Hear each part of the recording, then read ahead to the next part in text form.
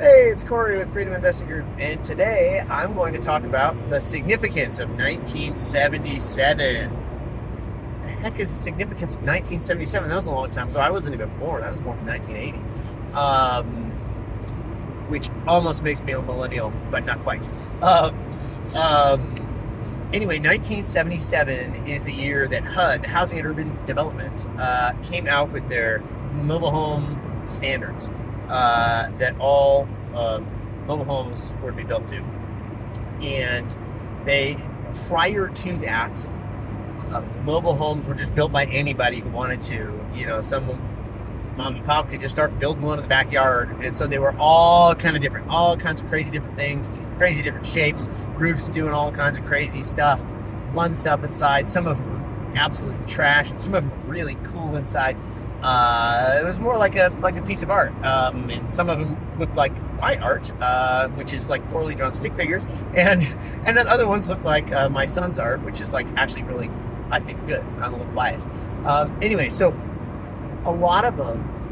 So anyway, 1977, HUD came in and said, no, we have to build these things to some minimum standards. They came out with some codes that said, here's what these things need to have, right? And it was a lot of like electrical safety, stuff to prevent fires with like the wiring. And I don't know all of the actual details of it, but there's like a whole code. And so effectively what happened is everything after 1977 gets this little label on it that says this is HUD certified. And so to get a permit now to install a mobile home in your community, most jurisdictions around the country will require that the homes be HUD certified. And I know that you can bring old homes up to HUD standard, but from what I understand, it's very expensive. I've never done it. I have heard of people doing it. But so from a practical standpoint, what that means is that a mobile home built prior to 1977, a non-HUD certified mobile home, effectively can't be moved because there's nowhere to put it, because you can't get an install permit from most jurisdictions unless, I don't know, maybe you can find some empty land way out in the middle of nowhere where there's no jurisdiction that's paying attention, but you effectively can't move them. Wherever they are is where they're going to stay. So post 1977, you can. So what that means is, if you're looking for homes to bring into your mobile home park, you need to look 1977 and newer.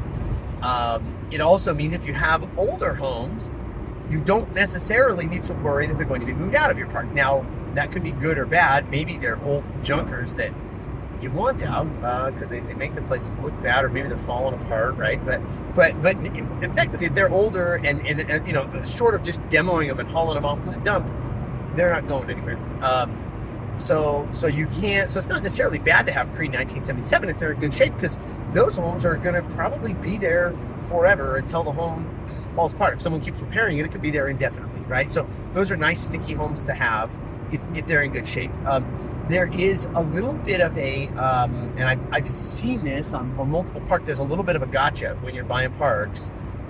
If you're especially smaller lot parks, if your park is grandfathered in, or even if it isn't, but probably if it's grandfathered in, you could have a situation where the city or county says you can replace homes, but you have to maintain your same setbacks. Because the setbacks that are there currently don't meet the current code, but the code was put there after your park was built, grandfathered, so they can't like change the code and then say you can't be here anymore, right? So there's like grandfathering laws in the U.S. And if there's the jurisdiction tries to tell you just can't replace homes because it's not zoned correctly, but if assuming your park wasn't built after the zoning laws were there, if your park was built prior, it's grandfathered, you can actually sue them and force them to let you, but they can hold you to the same setbacks. And there's one other little fact about 1977 that causes the gotcha. And that is most of the homes built prior to HUD were 12, 10, or 8 feet wide. Most of the ones I've seen are 12.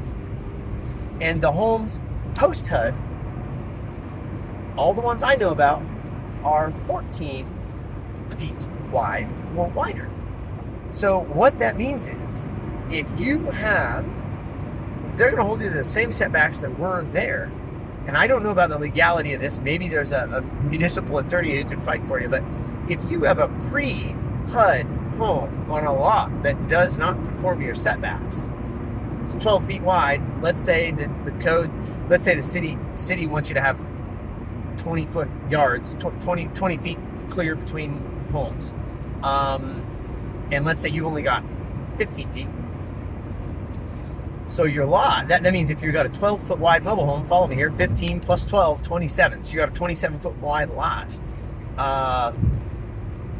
If that something happens to that mobile home, if you have to replace it, so this way, you know, you need to talk to the jurisdiction, because maybe they'll say, like in Garden City, they said like for them, like for like was just single wide for single wide, and so we could bring. I've replaced homes in Garden City, Idaho, mobile home parks, and at least at the time that I did it, they just said single wide for single wide, right? But other places they could theoretically say, well, you're 12-foot, you had a 12-foot wide, so you had a 15-foot yard.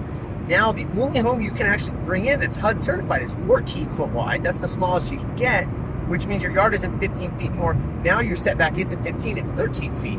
And they could say, hey, you're grandfathered for a 15-foot setback. You can't bring that home in. So there's a little bit of a gotcha right there. You know, maybe you could combine two lots into one or something, but there's definitely a gotcha. So if you've got those smaller, if you've got pre-HUD homes on small lots, you might want to think, and you got the contractor walks through it and says, no, this thing's, they always walk through and say, no, this thing's a piece of junk. You know, when the tenant leaves and you're figuring out, do we rehab it or replace it? This thing's a piece of junk, it's not worth saving. Well, the value of that lot, you know, the value of that lot could be $40, $50, $60, $70,000 occupied based just on the cap rate of the income on that lot, you know, depending on your lot rents and the local cap rates. So let's call it $50,000.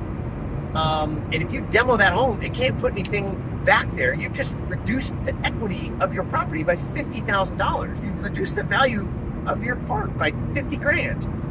And okay, maybe the contractor was saying that because it was going to cost 20 grand to fix the home up and make it decent, and you're going to lose money because maybe you fix it up for 20 and sell it for 10, or sell it for 5 even. And he's saying that's not worth it. It's going to cost you 20.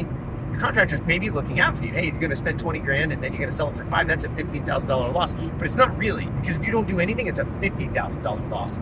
You may not see it right away, but when you go to sell or refinance, you will. So that's kind of the gotcha, and the little quirks of the HUD there. The HUD mixed with the width on small lots can be a trick. So and it may drive you to want to spend more money to renovate old homes instead of demoing them, because you may not be able to replace. So if you're thinking of ripping one of those homes down, be sure to check with your whoever the building department or whoever is going to issue your install permit before you do, because you may want to renovate it and keep that there. So anyway, that's 1977 and some of the 1977 and the 12 to 14 foot width, and some of the considerations that go along with it. Sorry, pardon my outfit. I ran a trail race earlier this morning. I'm driving home in the snow. It's about 16 degrees at the start of it. It's called the Wilson Creek Frozen Feet. It was a fun race, and the winning medal's a little empty shotgun shell here because it was down in Hawaii County, but there's plenty of those. Anyway, I hope you have a great day. Cheers.